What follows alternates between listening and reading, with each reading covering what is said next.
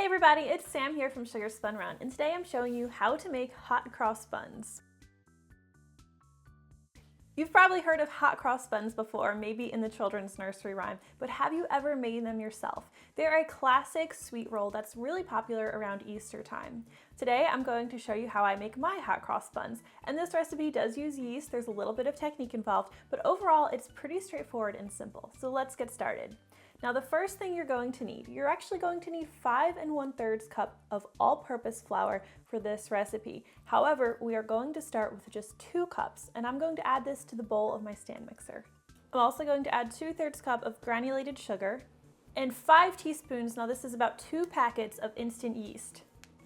We'll add 1 teaspoon of salt, and now we'll add some spices. Traditionally, hot cross buns are lightly spiced, so we're going to start with 1½ teaspoons of ground cinnamon, 1/4 teaspoon of allspice, and 1/4 teaspoon of ground nutmeg. You'll just want to stir these together to make sure everything's nicely combined. I'm just going to use a spatula right now, just because my dough hooks, there's not enough in my bowl right now for my dough hook to do a good job of making sure everything's thoroughly combined. The next thing you need is 1 1/3 cup of whole milk. So to this milk, we are actually going to add 6 tablespoons of unsalted butter. And as you can see here, I've gone ahead and I've diced the butter into smaller pieces. So I'm going to add this in with my milk.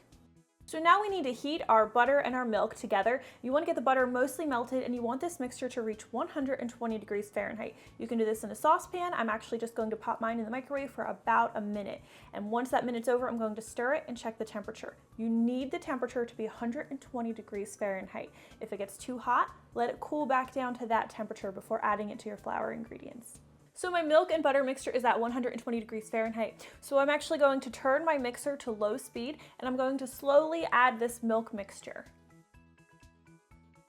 And if you have a larger mixer bowl like I do and it has trouble getting the flour on the sides and the bottom, you're going to want to use your spatula just to make sure you get all of the flour incorporated with that milk mixture. Now that everything's combined here, we're going to add 2 large eggs. You want these to be at room temperature, and I'm going to lightly scramble them with a fork just to make it easier for them to incorporate into the dough. Beat those up. Turn my mixer to low speed and we'll add them in. Our dough is going to be looking a little soupy right now. That's totally fine. We'll be adding more flour in a minute, but before we do that, we want to add either our raisins or currants, which are traditionally added to hot cross buns. I'm using currants here. I'm just going to add them in. And that's just 2/3 cup of either raisins or currants. I'm also going to add some orange zest. You can add up to a tablespoon of orange zest to this. I'm just going to grate it directly into my mixer bowl. Make sure to keep turning your orange as you're grating it. As you can see, I don't go too deep into the orange. If you get down to the white part, it's called the pith. It's actually very bitter. It'll make your hot cross buns bitter, so you want to avoid that. I'm just going to stir in the currants and the orange zest using my spatula. I mentioned earlier that we need 5 1/3 cups of all-purpose flour overall, but so far we've only used 2 of those cups. So the remainder of the flour is going to be added now, but we're not going to add it all at once. We're going to add it gradually until the dough reaches the consistency that we're looking for. If you need to, especially in the beginning, you can certainly pause your mixer and use a spatula to scrape the sides and bottom. You really want to make sure that all of the ingredients are nicely incorporated.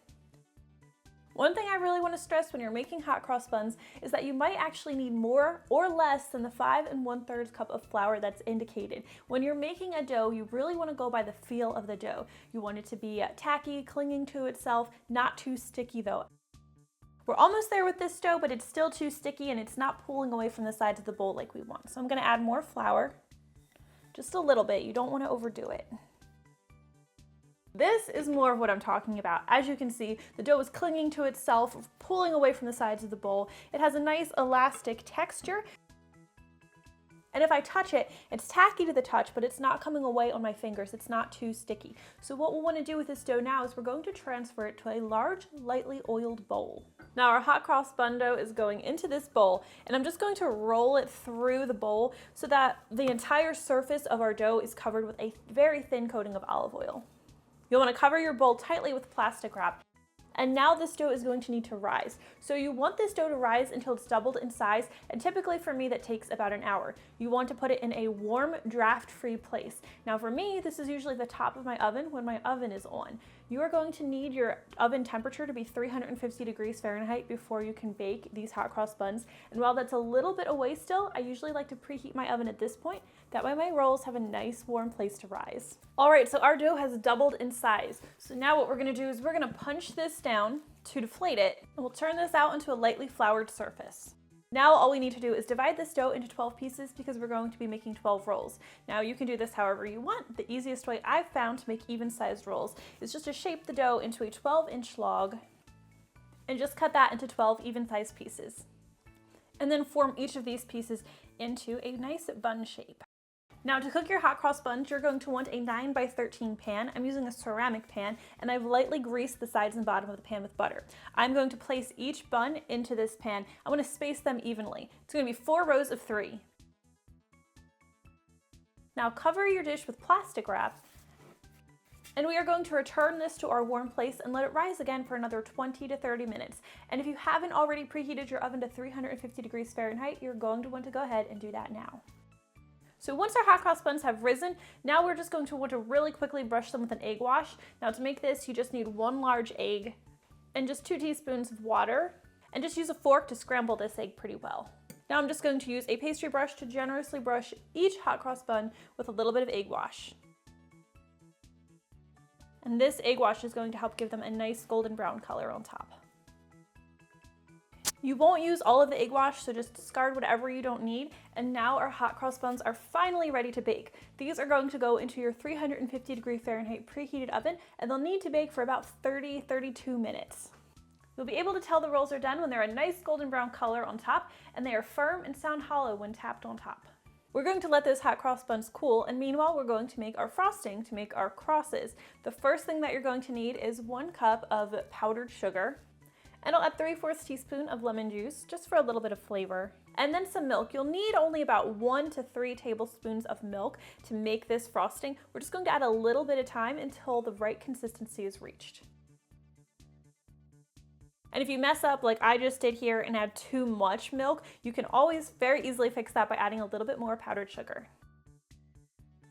So this consistency here is looking pretty good. It's pretty thick. If you pull your whisk straight out of the frosting, the trail that it leaves, it takes a minute before that recedes back into the rest of the frosting. So I know it's going to hold its shape when we pipe it onto our hot cross buns. So the easiest way to pipe it onto your hot cross buns, I'm just going to pour mine into a Ziploc bag. I'm going to snip the corner and then pipe it over my hot cross buns. Ideally, we would give this frosting a little bit of time to set. It usually takes about 20 to 30 minutes for the frosting to solidify.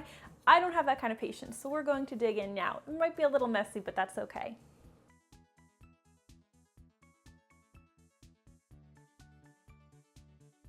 And that is how you make hot cross buns. I really hope you guys enjoyed today's recipe. If you try it out, please leave me a comment and let me know what you think. Thank you so much for watching, and I'll see you next time.